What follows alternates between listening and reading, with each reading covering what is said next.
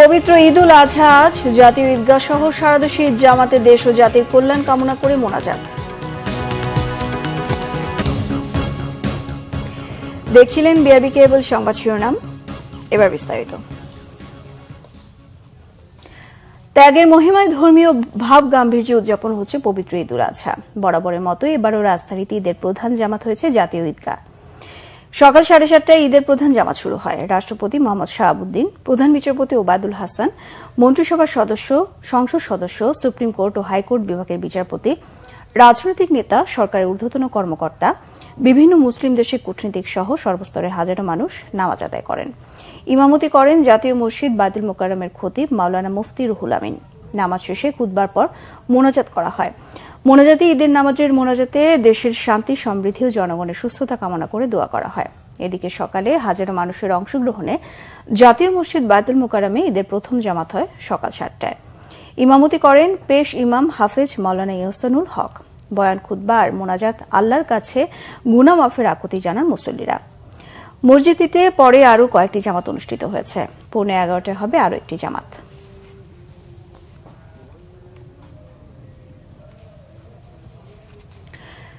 দর্শক, জাতীয় মসজিদ বায়তুল মোকাররমে এই মুহূর্তে রয়েছেন সহকর্মী শুভ মাহফুজ, যুক্ত হচ্ছে তার সঙ্গে। শুভ বায়তুল মোকাররমে তো এরই মধ্যে কয়েকটি জামাত হয়ে গেছে, আর সেখানকার সার্বিক পরিস্থিতি আমাদের জানাবেন।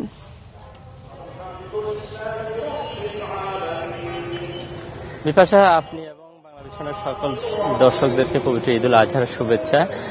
আপনি জানেন যে বায়তুল মোকাররমে মোট 5টি জামাত অনুষ্ঠিত হওয়ার কথা। এর মধ্যে সকাল 7টায় প্রথম জামাত অনুষ্ঠিত হয়েছে, যেখানে ইমামতি করেছেন হচ্ছে বায়তুল মোকাররমের পেশ ইমাম মাওলানা ইহসানুল হক। এরপরে এই জামাত শেষে দ্বিতীয় জামাত অনুষ্ঠিত হয়েছে সকাল 8টা। সেই জামাতে ইমামতি করেছেন বায়তুল মোকাররমের আরেক পেশ ইমাম মাওলানা আবু সালেহ পাটোয়ারি, এবং সকাল 9টা আরেকটি জামাত অনুষ্ঠিত হয়েছে। এখনো একটি জামাত শুরু হয়েছে, সেটি হচ্ছে চতুর্থ জামাত। এরপর আরো একটি জামাত অনুষ্ঠিত হবে, সেটা হচ্ছে সকাল 11:15টা। অর্থাৎ 11:15টার জামাতের মাধ্যমে জামাত বায়তুল মোকাররমের 5টি ঈদের জামাত শেষ হবে। মোটামুটি এখানে প্রথম, দ্বিতীয় এবং তৃতীয় জামাতে মুসল্লিদের উপস্থিতি বেশ ভালোই ছিল।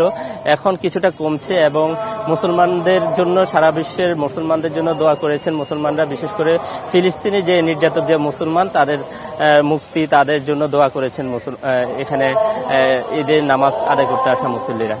তো মোটামুটি বায়তুল মোকাররম থেকে এই ছিল আমার কাছে সর্বশেষ। শুভ, ধন্যবাদ আপনাকে।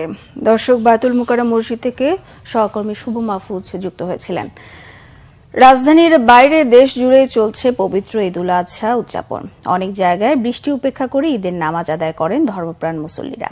চট্টগ্রাম নগরী জমিয়াতুল ফালাহ জাতীয় মসজিদে ঈদুল আজহার সবচেয়ে বড় ঈদ জামাত অনুষ্ঠিত হয়। নগরে 41টি ওয়ার্ডে একটি করে প্রধান জামাতের পাশাপাশি চট্টগ্রাম সিটি কর্পোরেশনের তত্ত্বাবধানে নগরীতে আরও 8টি বড় জামাত অনুষ্ঠিত হয়। ভারী বৃষ্টি মাথায় নিয়ে সিলেট শাহী ঈদগাহে জামাতে অংশ নেন মুসল্লিরা। প্রতিকূল আবহাওয়ার কারণে মুসল্লির সংখ্যা ছিল কম। বরিশালে ঈদের প্রধান জামাত হয় নগরীর বান্দর রোডের হেমায়েতুদ্দিন কেন্দ্রীয় ঈদগাহ ময়দানে। পানি সম্পদ প্রতিমন্ত্রী কর্নেল জাহিদ ফারুক শামীম সেখানে নামাজ আদায় করেন। ময়মনসিংহে 157টি মসজিদ সহ 2500 মাঠে ঈদের জামাত হয়েছে। সকাল 7:30টায় ঈদের প্রধান জামাত হয় নগরীর আঞ্জুমান ঈদগাহ ময়দানে। খুলনায় প্রধান জামাত হয় সার্কিট হাউস ময়দানে। বাগেরহাটে প্রধান জামাত হয় বিশ্ব ঐতিহ্য 60 গম্বুজ মসজিদে। রাঙামাটিতে তবলছড়ি কেন্দ্রীয় ঈদগাহ মাঠে সকাল 7:30টায় হয় ঈদের প্রধান জামাত। নামাজ আদায় শেষে দেশ, জাতীয় মুসলিম উম্মার শান্তি কামনা করে মোনাজাত করা হয়। দর্শক, কোরবানি চিত্র এবং বর্জ্য ব্যবস্থাপনার বিষয়ে জানাচ্ছিলেন সহকর্মী মহিবুল্লাহ মুহিব। ঈদের দিনে ভোর থেকে ভারী বৃষ্টিতে জলাবদ্ধতা তৈরি হয়েছে সিলেটে। তলিয়ে গেছে নগরীর অনেক এলাকা। রাস্তাঘাট ডুবে পানি ঢুকেছে অনেক বাসাবাড়ি আর ব্যবসা প্রতিষ্ঠানে। এয়ারপোর্ট রোড, পায়রা, বাগবাড়ি, যতরপুর উপশহর, মেহেন্দিবাগ, হাউজিং এস্টেট, শামীমাবাদ সহ নগরীর নদী তীরবর্তী অন্তত 10টি ওয়ার্ডের অনেক সড়কে হাঁটুর উপরে পানি জমে গেছে। এই অবস্থায় চরম ভোগান্তিতে রয়েছে নগরবাসী। ঈদের জামাতে যেতে পারেননি অনেকে। আবহাওয়া অফিস জানিয়েছে 24 ঘন্টায় সিলেটে 173.6 মিলিমিটার বৃষ্টি হয়েছে। এদিকে উজানের পাহাড়ি ঢলে সিলেটের সুরমা, কুশিয়ারা ও সারি নদীর পানি 3টি পয়েন্টে বিপদসীমার উপর দিয়ে বইছে। সীমান্তবর্তী গোয়াইনঘাট, জৈন্তাপুর, কোম্পানিগঞ্জ সহ বেশ কয়েকটি উপজেলার রাস্তাঘাট তলিয়ে যাওয়ায় জেলা সদর, উপজেলা সদরের সঙ্গে যোগাযোগ বিচ্ছিন্ন রয়েছে। পানিবন্দী 2 লাখেরও বেশি মানুষ।